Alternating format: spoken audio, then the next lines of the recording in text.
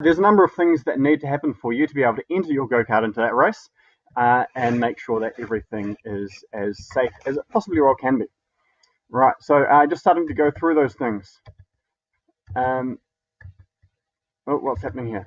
Okay, firstly, one of the things that you need to have is you need to make sure that all of the wheels are tight. So that might mean putting Loctite on them, putting nylon nuts, whatever you need to do to make sure that those wheels are nice and tight on that go-kart.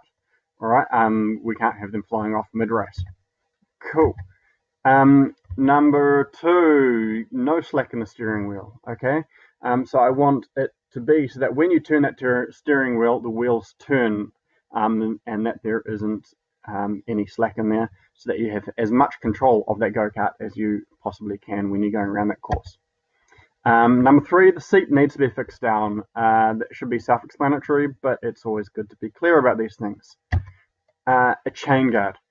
Cool. So that chain guard is pretty much up to you, but it needs to be some sort of protection between the chain and the driver, making sure that if or when the chain flies off, it doesn't hit into the back of the driver, causing any accidents. All right.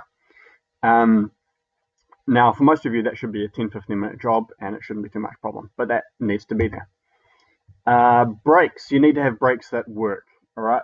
We've all got disc brakes on these things, and you need to be able to have control of them. Right. No sharp edges.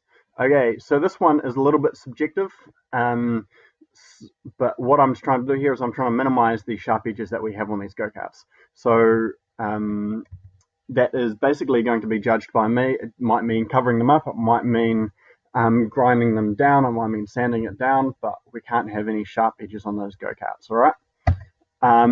And 7, I need to be able to see a successful test drive of your go-kart before you can enter it in the race. Now, again, successful is subjective, isn't entirely judged by me, but what that effectively means is I need to be able to see the go-kart driving beforehand without anything falling off and without the chains coming off for a reasonable length of time.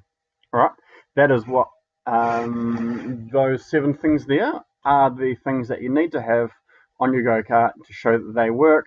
And to be able to enter it into the race. And if you've got those, then we should have no problems. Excellent. Cool.